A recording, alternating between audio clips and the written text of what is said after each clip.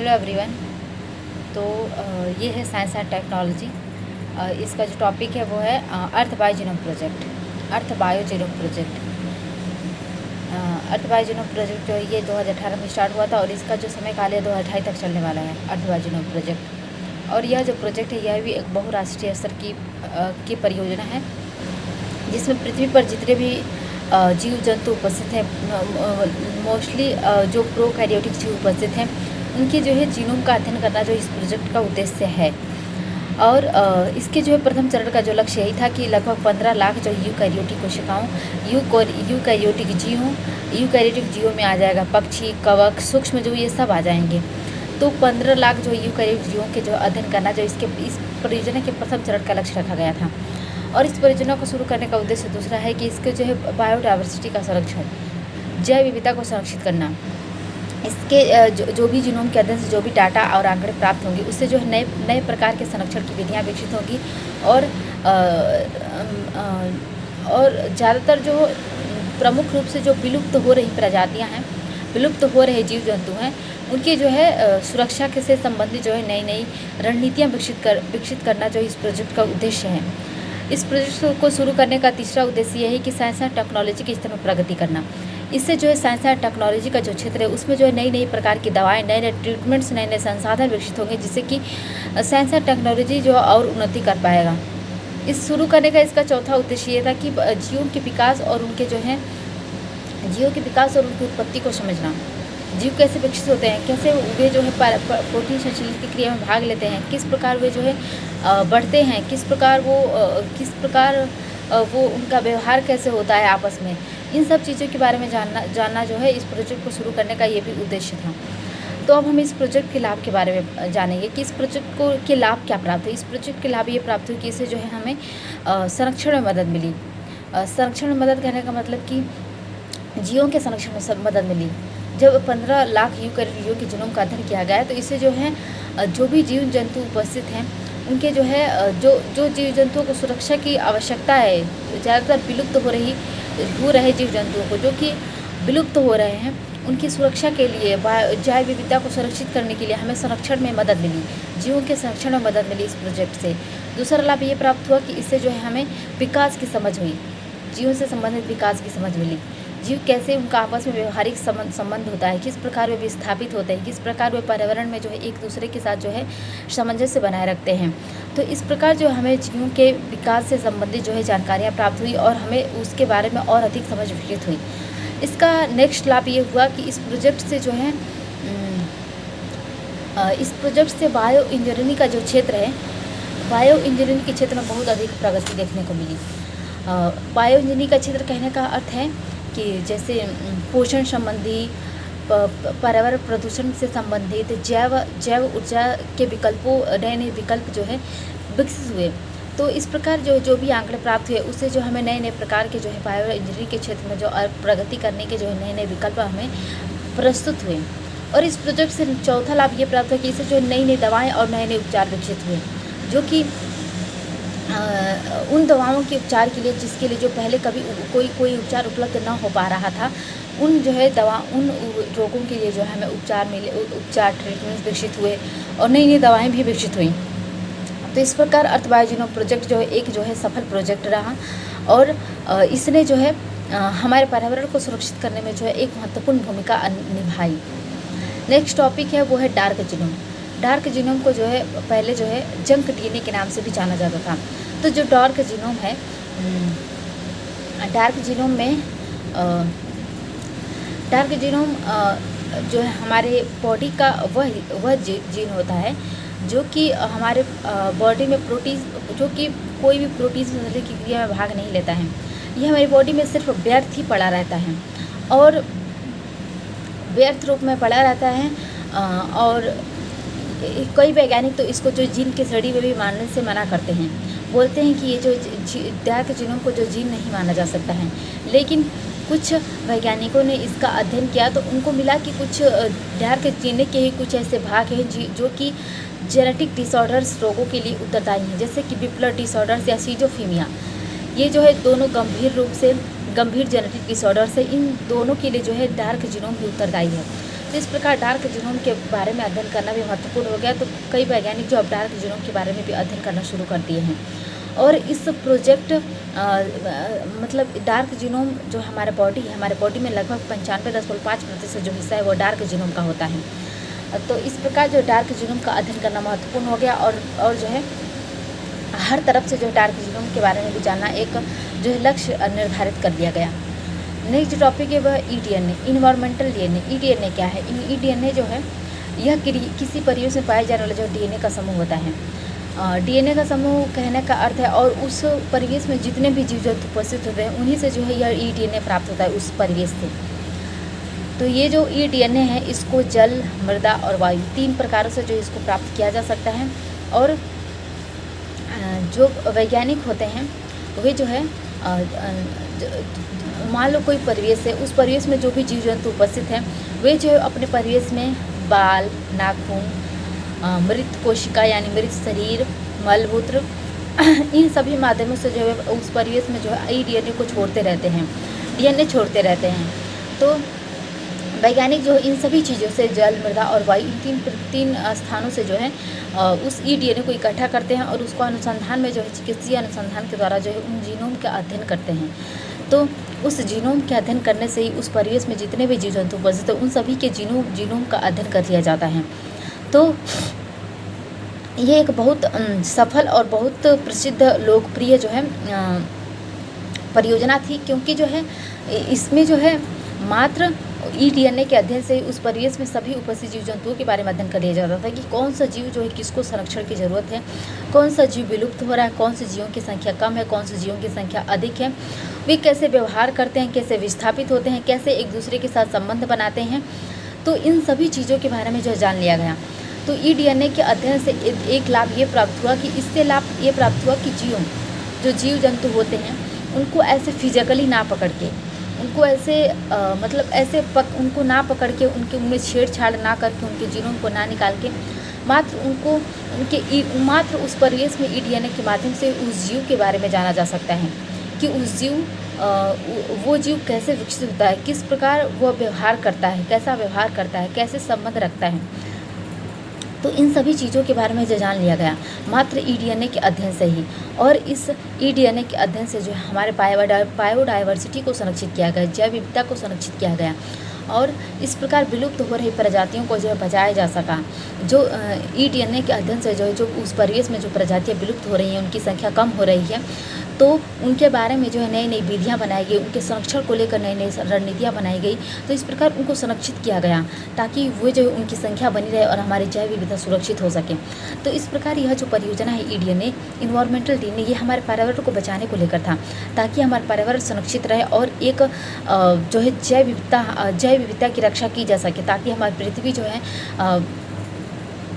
एकल अनुवांशिकता की धारणा से ग्रस्त ना हो पाए। तो इस प्रकार जो हमारे पर्यावरण को संरक्षित करने के लिए जो इन्वायरमेंटल डीएनए जैसे बड़ी परियोजनाओं को जो है शुरू किया गया। नेक्स्ट जो टॉपिक है वो है जीनोम इंजीनियरिंग, जीन अभियांत्रिकी। जीन अभियांत्रिकी जो परियोजना है यह एक ऐसी परियोजना है जिसमें किसी मूल जीव के जीनोम में किसी अन्य प्रजाति के जब जीन को जोड़ा जाता है तो हम उसी को जीन अभियांत्रिकी के नाम से जानते हैं, जेनेटिक इंजीनियरिंग के नाम से जानते हैं। और उस जोड़ने से जो है उस जीव में नए आनुवांशिक लक्षण उत्पन्न हो जाते हैं जो कि उस जीव में पहले कभी नहीं देखा गया हो। तो हम इसी को जो जेनेटिक इंजीनियरिंग के नाम से जानते हैं। जो जेनेटिक इंजीनियरिंग प्रक्रिया है यह एक तकनीक है जिसके माध्यम से जो है अनेकों प्रकार के जो है लाभ प्राप्त होते हैं हमें। तो ये जो पूरी प्रक्रिया है, पूरी प्रोसेस है जिसके जरिए यह जो तकनीक संपन्न होती है। जैसे इस प्रोसेस में जो पहला स्टेज है उसमें जो है पहले जीव की पहचान की जाती है।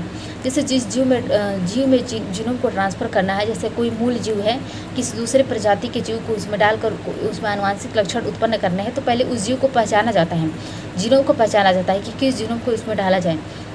फिर उस जीन को जो है आणविक कैंची से काट कर अलग किया जाता है। फिर उसको जो है आणविक गोंद के मदद से जो संवाहक यानी वेक्टर में जो जोड़कर उसको ट्रांसफार्मर डीएनए में कन्वर्ट कर दिया जाता है। अब ये जो ट्रांसफार्मर डीएनए है इसको जीव में प्रतिरोपित कर दिया जाता है, डाल दिया जाता है। फिर उसको जो है डालने से वह जो है जीव एक ट्रांसजेनिक जीव बन जाता है। अब उस ट्रांसजेनिक जीव को जो है एक अनुकूल परिवेश, वातावरण और पोषण प्रोवाइड किया जाता है, जिससे वह जो जीव जिस उद्देश्य के लिए उसमें जो जीवों का प्रतिरोपण किया गया है वह उस प्रकार जो है वो कार्य कर सके। और इस प्रकार जो है ये जो जीन अभियांत्रिकी जेनेटिक इंजीनियरिंग जो प्रक्रिया है, ये पूरी तकनीक जो है इस प्रकार संपन्न होती है। लेकिन ये जितना कहने में आसान है उतना आसान ये है नहीं। प्रोजेक्ट तकनीक बहुत कठिन प्रक्रिया पर आधारित है, जिससे जो है अनेकों प्रकार के हमें लाभ मिलते हैं। मैंने जैसे संवाहक वेक्टर कहा, वेक्टर जो होते हैं ये किसी जीन में जो है संवाहक का कार्य करते हैं। जैसे जो वायरस होता है, वायरस जो मानव जीनोम के रूपांतरण में जो है यह संवाहक के रूप में कार्य करते हैं। तो अब हम जेनेटिक इंजीनियरिंग के लाभ की बात करेंगे। जेनेटिक इंजीनियरिंग के लाभ क्या प्राप्त हुए? तो इसके लाभ ये प्राप्त हुए, पहला लाभ ये प्राप्त हुआ कि इससे जो है नई दवाएं, नए वैक्सीन्स और नए जो है इससे जो है वैक्सीन्स और जो है नई मानव से संबंधित नई प्रोटीन दवाओं का विकास किया गया। जो हमारे देश में कोविड-19 जो महामारी उत्पन्न हुई थी, उसमें जो वैक्सीन्स बनाए गए थे वह जीआई तकनीक की मदद से ही बनाए गए थे, जीआई तकनीक पर ही आधारित थे। तो ये जीआई तकनीक जो है हमारे जीवन के लिए बहुत अधिक महत्वपूर्ण हो जाती है। और इससे जो है जैसे कि इससे हार्मोन्स बनाया जा सकता है, प्रोटीन बनाया जा सकता है, इंसुलिन का निर्माण किया जा सकता है। तो जीआई तकनीक के माध्यम से जो है तरह तरह के जो है वैक्सीन्स और प्रोटीन दवाओं का निर्माण किया जा सकता है।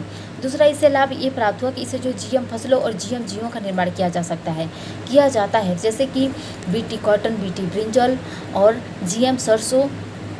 इस प्रकार के जो जीएम क्रॉप्स होते हैं वो जो है जीआई तकनीक पर ही आधारित होते हैं, जीआई तकनीक से ही बनाए जाते हैं। नेक्स्ट इसका लाभ ये प्राप्त हो कि जीवों की संरचना और जीवों की उत्पत्ति के बारे में हमें मदद मिलेगी। उनके समझ के उनकी उत्पत्ति और उनके कार्यक्रम और संचालन के बारे में हमें जो है समझ विकसित होगी। तो इस पर जीआई तकनीक जो है बहुत अधिक महत्वपूर्ण हो जाती है, क्योंकि जो इससे जो बायोटेक्नोलॉजी के क्षेत्र में भी बहुत अधिक प्रगति देखने को मिलती है।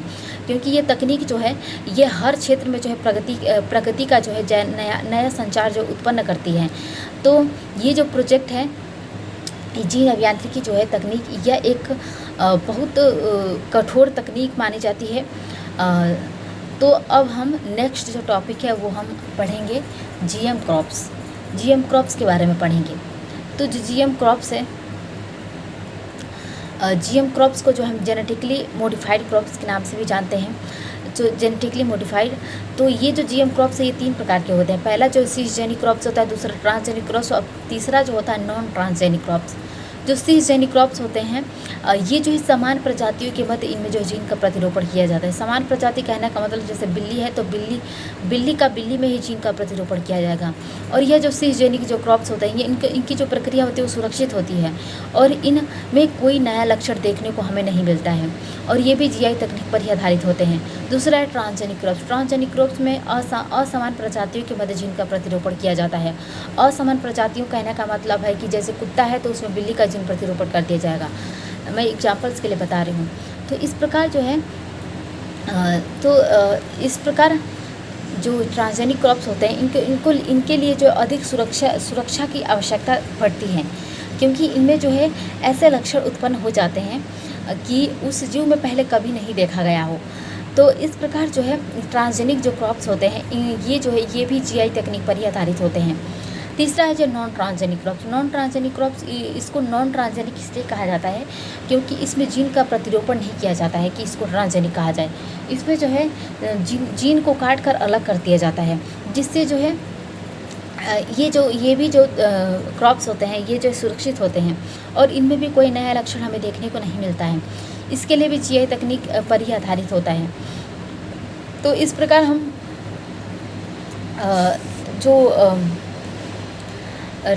ट्रांसजेनिक क्रॉप्स के बारे में हम डिटेल में पढ़ेंगे, क्योंकि इन तीनों में महत्वपूर्ण जो है सबसे महत्वपूर्ण जो है और जिसके लिए खतरा मौजूद है, जिसके लिए अधिक सुरक्षा की ज़रूरत है वो ट्रांसजेनिक क्रॉप्स ही है। तो हम ट्रांसजेनिक क्रॉप्स के बारे में पढ़ेंगे डिटेल में। जो ट्रांसजेनिक क्रॉप्स होते हैं इनका जो विकास होता है, जैसे ट्रांसजेनिक क्रॉप्स में ट्रांसजेनिक फसलों का जो विकास होता है वह किसी प्राकृतिक जो फसल है, किसी प्राकृतिक फसल में किसी अन्य प्रजाति के फसल को किसी अन्य प्रजाति की जब जीन को उसमें जोड़ दिया जाता है तो इससे जो है फसल में नए गुण उत्पन्न हो जाते हैं, प्रकट हो जाते हैं, तो इसी को हम ट्रांसजेनिक कहते हैं। जो ट्रांसजेनिक क्रॉप्स है ये अभी जेनेटिक इंजीनियरिंग के जो है कठोर तकनीक पर आधारित है, कठोर प्रक्रियाओं पर आधारित है। लेकिन जो ट्रांसजेनिक क्रॉप्स होते हैं इनका जो कृषि क्षेत्र में जो अधिक महत्ता बढ़ रहा है और इससे हमें जो लगातार इसकी जो महत्वपूर्णता है वह कृषि क्षेत्र में बढ़ता जा रहा है और इससे हमें जो है छः प्रकार के महत्वपूर्ण लाभ देखने को मिलते हैं। पहला है उत्पादकता में वृद्धि, दूसरा है पोषण स्तर में सुधार, तीसरा है खरपतवार नाशक प्रतिरोधक क्षमता, चौथा है कीट प्रतिरोधक क्षमता, पाँचवा है नए उत्पादों की प्राप्ति और छठवां है औषधीय गुणों का विकास। तो ये 6 प्रकार के जो लाभ हैं हमें ट्रांसजेनिक क्रॉप से देखने को मिलते हैं। अब इन 6 के बारे में हम डिटेल में पढ़ेंगे। जो उत्पादकता में वृद्धि है, उत्पादकता में वृद्धि कैसे होता है? जो उत्पादकता में वृद्धि है इस प्रक्रिया में जो है ऐसे फसलों का विकास किया जाता है, ऐसे जीएम फसलों का विकास किया जाता है जो कि प्रतिकूल परिस्थितियों में भी, प्रतिकूल परिस्थितियों कहने का अर्थ है सूखा, बाढ़, जलवायु परिवर्तन, किसी भी प्रकार की परिस्थिति क्यों ना हो, कड़ाके की धूप, तो ये जो है प्रतिकूल परिस्थितियों में भी ये जो है उच्च पैदावार दे सकते हैं। जो जीएम क्रॉप्स होते हैं उच्च पैदावार दे सकते हैं और ये जो है कृषि पर पड़ने वाले जलवायु परिवर्तन के प्रभाव को भी कम करने में जो है अधिक मददगार साबित को भी कम कर सकते हैं, जलवायु परिवर्तन के प्रभाव को भी कम कर सकते हैं। तो इस प्रकार जो जीएम क्रॉप्स होते हैं वे जो है उत्पादकता में वृद्धि करते हैं क्योंकि इनसे जो है उस फसल को कोई भी किसी भी प्रकार की हानि देखने को नहीं मिलती है। जैसे इसका एग्जाम्पल्स है, इंडोनेशिया जो है वह जीएम क्रॉप्स के ही मदद से अपने देश में जो है रबड़ की जो उत्पादकता है, रबड़ नहीं, शक्कर की जो उत्पादकता है उसको बढ़ा रहा है। और जैसे कि ब्राज़ील और अर्जेंटीना जैसे कृषि प्रधान जो देश है वो भी जीएम क्रॉप्स के मदद से जो अपनी कृषि की उत्पादकता को बढ़ा रहे हैं। और अमेरिका और कनाडा जैसे विकसित देश भी जो है जीएम क्रॉप्स की जो है मदद से अपने अर्थव्यवस्था में जो है जीएम क्रॉप्स को अपना लिया है और उसके प्रयोग कर रहे हैं। तो इस प्रकार हमें कई एग्जाम्पल विश्व स्तर पर भी देखने को मिलते हैं जीएम क्रॉप से संबंधित। अब हम उत्पादकता में वृद्धि का कुछ उदाहरण भी देखेंगे, जैसे कि rubber research institute of India जो कि केरल में है। तो केरल ने जो है जीएम रबड़ का विकास किया। उस जीएम रबड़ का विकास जो कि कम तापमान में भी समान वृद्धि, विकास और समान प्रकार की उत्पादकता प्रदान कर सकती है। और क्योंकि जो रबड़ होती है इसके लिए अधिक तापमान की आवश्यकता पड़ती है, लेकिन जो जीएम रबड़ है यह जो है कम तापमान में भी जो है इसको कितने में कम तापमान होगी जो उसी प्रकार की उत्पादकता प्रदान करेगी जैसे नॉर्मली करता है। तो इस प्रकार इसका जो विकास है वह इसलिए किया गया, ये जो उत्तर पूर्वी राज्यों के लिए किया गया जीएम रबड़ का विकास, ताकि जो उत्तर पूर्वी राज्य होते हैं उनमें ठंडियों की जो मौसम होते हैं उसमें रबड़ की उत्पादकता रुक जाती है। तो इस प्रकार जो है उनमें इसलिए कि उत्तर पूर्वी राज्यों में कम तापमान में भी जो जीएम रबड़ है वह सामान्य रूप से विकसित और वृद्धि विकास कर सके और उत्पादकता प्रदान कर सके। तो इसीलिए जो जीएम रबड़ का विकास किया गया। जैसे जीएम रबड़ कैसे बना? जीएम रबड़ में जो है MnSOD नामक जीन को प्रतिरूपित किया गया जिससे जो है जीएम रबड़ का विकास हुआ। जो जीएम रबड़ है जो तो ये जो जीएम रबड़ विकसित हुआ ये कम तापमान में भी जो उसी प्रकार की उत्पादकता और वृद्धि और उत्पादन प्रदान करेगी जिस प्रकार नॉर्मली जो है जीएम रबड़ करता है, जिस प्रकार अधिक तापमान में जीएम रबड़ उत्पादित करता है। तो पहला जो जीएम रबड़ है इसको 2021 में जो असम के गुवाहाटी जिले में जो है इसके परीक्षण एवं मूल्यांकन के लिए पहला जीएम रबड़ का जो फसल है वह लगाया गया। तो हमने जो है देखा कि कैसे जीएम क्रॉप से उत्पादकता में वृद्धि की जा सकती है, जैसे कि जीएम रबड़ के माध्यम से कैसे उत्पादकता में वृद्धि हो रही है। नेक्स्ट जो है वह पोषण स्तर में सुधार को लेकर है। दूसरा जो लाभ है वो पोषण स्तर में सुधार है। इसका उदाहरण है गोल्डन राइस और सुपर बनाना। तो जो गोल्डन राइस है इसमें जो है बी कैरोटीन नामक जीन को डाला गया जिससे जो सामान्य राइस होता है जिसमें स्टार्च पाया जाता है इसमें डाला गया, इसमें बी कैरोटीन नामक जीन को डाला गया जिससे गोल्डन राइस बनकर तैयार हुआ। इसी प्रकार 1990 के दशक में रॉकफिलर फाउंडेशन के सहयोग से जो है इंडोपोट्रिकस और पर्टरवियर, 2 वैज्ञानिकों ने मिलकर जो है गोल्डन राइस का विकास किया है। इस प्रकार वैसे गोल्डन राइस का विकास किया जिसमें विटामिन ए की मात्रा जो है अधिक पाई जाती है गोल्डन राइस में, और ये कुपोषण की समस्या को जो है कुपोषण की समस्या के समाधान के लिए जो गोल्डन राइस को विकसित किया गया, क्योंकि जो वो समय चल रहा था उस समय जो विटामिन ए की कमी से जो है बहुत अधिक संख्या में बच्चे जो है वो कुपोषण के शिकार हो जा रहे थे। जैसे उसी समय WHO ने अपनी रिपोर्ट प्रस्तुत की थी कि विश्व में लगभग 124 मिलियन जो बच्चे हैं वो कुपोषण की समस्या से ग्रस्त हैं, और लगभग 2 मिलियन जो बच्चे हैं वो प्रतिवर्ष कुपोषण से जो है उनकी मृत्यु हो जा रही है। तो इन्हीं सभी समस्याओं के समाधान के लिए जो है गोल्डन राइस विकसित किया गया। अब जो है जो गोल्डन राइस है इसके परीक्षण और मूल्यांकन के लिए जो है राइस रिसर्च इंस्टीट्यूट जो कि फिलीपींस मनीला में स्थित है, तो फिलीपींस ने जो है जुलाई 2021 में जो है अपनी कृषि व्यवस्था में जो है विश्व का पहला ऐसा देश बना फिलीपींस जिसने अपनी कृषि व्यवस्था में गोल्डन राइस को जो मान्यता प्रदान किया। तो इसी प्रकार अभी हाल ही में कुछ वर्ष पहले ही Bill and Melinda Gates Foundation ने जो है सुपर राइस बनाने के लिए जो है फंड प्रोवाइड किया, जिसमें जो कि सुपर राइस में विटामिन ए के साथ साथ विटामिन ई, प्रोटीन और जिंक की मात्रा पाई जाएगी। तो अभी सुपर बनाने के लिए फ़ंड तो प्रोवाइड कर दिया गया है, और इसको बनाने के लिए जो है जो प्रक्रिया होती है GI तकनीक की वो शुरू हो गई है। नेक्स्ट जो है जो हमने सुपर बनाना देखा, सुपर बनाना भी पोषण स्तर में सुधार के लिए बहुत अधिक महत्वपूर्ण है, क्योंकि सुपर बनाना में बी कैरोटीन के साथ साथ प्रोटीन की मात्रा भी देखने को मिलती है। तो हमने देखा कि कैसे ट्रांसजेनिक क्रॉप से हमें जो पोषण स्तर में सुधार हो सकता है। अब हम तीसरा जो है लाभ जो है, तीसरा लाभ खरपतवार नाशी प्रतिरोधक क्षमता में वृद्धि। तो ये कैसे होता है? तो जैसे GM सरसों या DMH 11 का फुल फॉर्म है धारा मस्टर्ड हाइब्रिड 11। तो ये जो GM सरसों का जो विकास है यह 2002 में दिल्ली विश्वविद्यालय के जो है प्रोफेसर डॉक्टर दीपक पेंटल के नेतृत्व में जो है इस GM सरसों का विकास किया गया। GM सरसों का विकास क्यों किया गया? क्योंकि जो सामान्य जो हमारे क्रॉप्स होते हैं उस पर जो है कीटनाशक दवाओं का प्रयोग किया जाता है। कीटनाशक नहीं, खरपतवार नाशक दवाओं का प्रयोग किया जाए, जैसे ग्लूफोसाइनाइड जो है एक खरपतवार नाशक रासायनिक दवा है जिसको फसल में छिड़कने पर जो है उस फसल में जो भी खरपतवार होते हैं वो नष्ट हो जाते हैं। लेकिन जब ग्लूफोसाइनाइड का प्रयोग जब सरसों की फसल में किया जा रहा था, तो सरसों की फसल में जो ग्लूफोसाइनाइड के प्रयोग से खरपतवार के साथ सरसों की फसल भी नष्ट हो जा रही थी।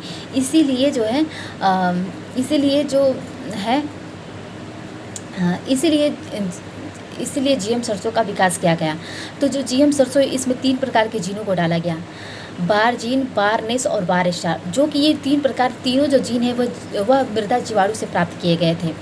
तो ये 3 प्रकार के जीनों को GM सरसों में डाला गया, सरसों में डाला गया, सामान्य सरसों में, फिर जाके GM सरसों बना। और जो GM सरसों है इसमें जो है क्राई प्रोटीन या टॉक्सिक प्रोटीन की मात्रा पाई जाती है, जो कि ये जो है GM सरसों जो है अब इसमें जो है खरपतवारों के प्रबंधन में जो है प्रबंधन कर सकता है, और इससे जो सरसों की उत्पादकता में वृद्धि होगी GM सरसों से।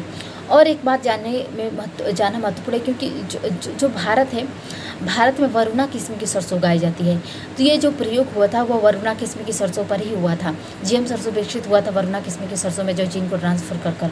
तो GM जो सरसों हुआ वह जो है यह जो है ऐसी अनुवांशिक रूप से संशोधित जो है ऐसी GM क्रॉप्स थी जिससे जो है यह अनुवांशिक रूप से संशोधित जो है सरसों की संकर प्रजाति मानी जाती है GM सरसों, जिसमें जो 3 प्रकार के जीनों को ट्रांसफ़र किया गया जो कि मृदा जीवाणु से प्राप्त किए गए थे, और इस प्रकार जो GM सरसों बनकर तैयार हुआ जिससे जो उत्पादकता में वृद्धि हुई। GM सरसों के विकास जो है सरसों की उत्पादकता में जो है लगभग 30% तक वृद्धि देखने को मिली है। और इसी प्रकार GEAC ने जो है genetic engineering approval committee GEAC जो है इसने जो है सरसों की महत्ता को समझा, और इसके व्यावसायिक कृषि के लिए जो है इसके परीक्षण एवं मूल्यांकन के लिए जो है इसको खेतों में उगाने के लिए जो है अनुमति प्रदान किया।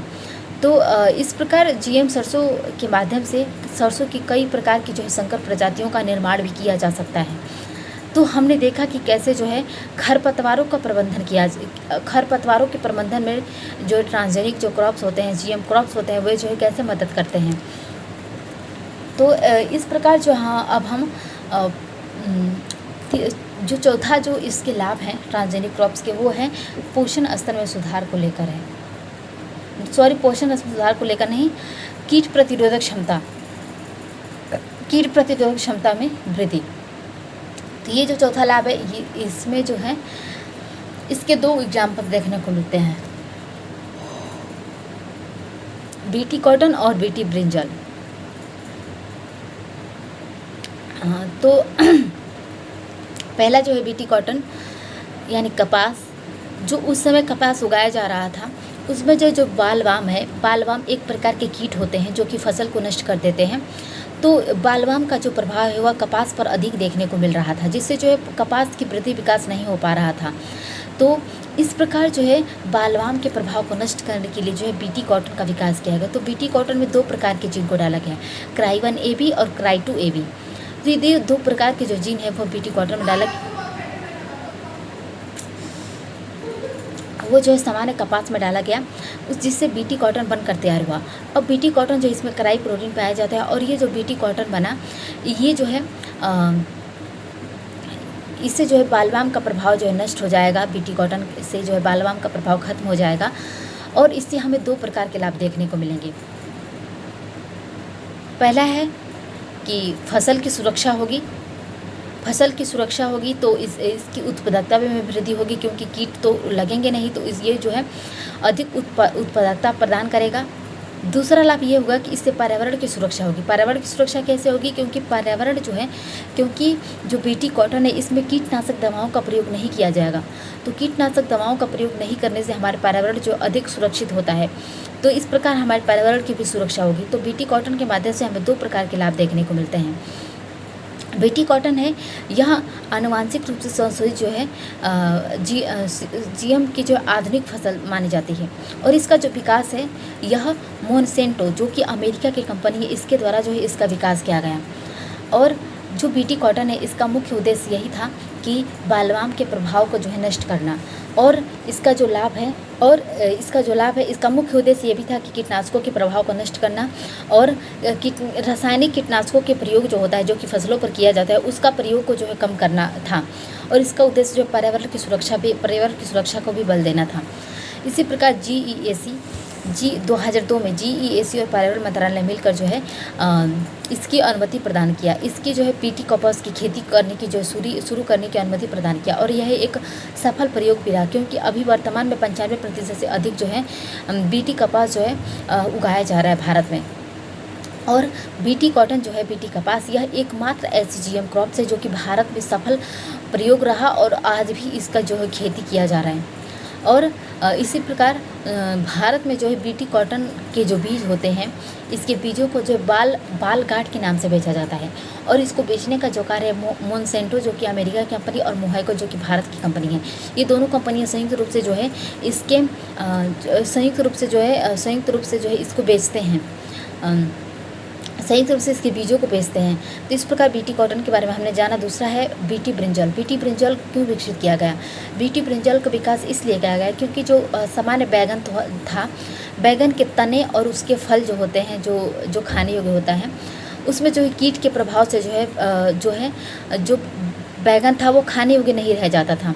इसीलिए जो बीटी ब्रिंजल का विकास किया गया। बीटी ब्रिंजल में है एक क्राई1AC नामक जो है जीन को डाला गया, जिससे जो बीटी ब्रिंजल बनकर तैयार हुआ। और ये जो बीटी ब्रिंजल है, इससे जो है तने और फ्रूट्स पर लगने वाले कीटों के प्रभाव को जो है नष्ट कर देगा। तो बीटी ब्रिंजल जो है 2009 में जो है GEAC द्वारा जो है इसकी खेती करने की जो है अनुमति प्रदान की गई, लेकिन इसका जो है स्वास्थ्य पर पड़ रहे प्रभाव और जो है प्रभाव के कारण जो लोगों के कठोर विरोध के कारण जो इसको प्रतिबंधित कर दिया गया। और GEAC ने कहा कि इसके लिए अधिक सुरक्षा और मूल्यांकन की आवश्यकता है। इसी प्रकार 2013 से ही बांग्लादेश एक ऐसा देश है जो कि अपने देश में जो बीटी ब्रिंजल की खेती 2013 से ही कर रहा है।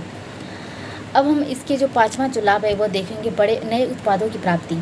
जो आनुवांशिक रूप से संशोधित जो क्रॉप्स होते हैं उनमें जो है ऐसे गुण ऐसे जीनों को प्रतिरूपित किया जाता है जिससे जो है उस गुण में जो उस जीव में जो है नए प्रकार के उत्पादों की प्राप्ति देखने को मिलती है। जैसे मटर में एल्बुमिन प्रोटीन, टमाटर में इंसुलिन और सरसों में जो ओमेगा 3/6 फैटी एसिड पाया जाता है। तो इस प्रकार जो नए उत्पादों की प्राप्ति होती है जीएम क्रॉप से। इसका जो नेक्स्ट लाभ है औषधीय गुणों का विकास। ये कैसे होता है? जो सामान्य जो जेनेटिक इंजीनियरिंग है, इसके द्वारा जो है आनुवांशिक संशोधन के द्वारा जो है किसी औषधीय पादप के जो है गुणों को बढ़ाया जा सकता है, या किसी औषधीय पादप के में जो है नए गुण उत्पन्न या प्रकट किए जा सकते हैं। जैसे कि इसका उदाहरण देखेंगे हम, हल्दी या तुलसी के पौधे में जो है जीआई तकनीक के माध्यम से जो नए प्रकार के जो गुण प्रकट किए गए हैं।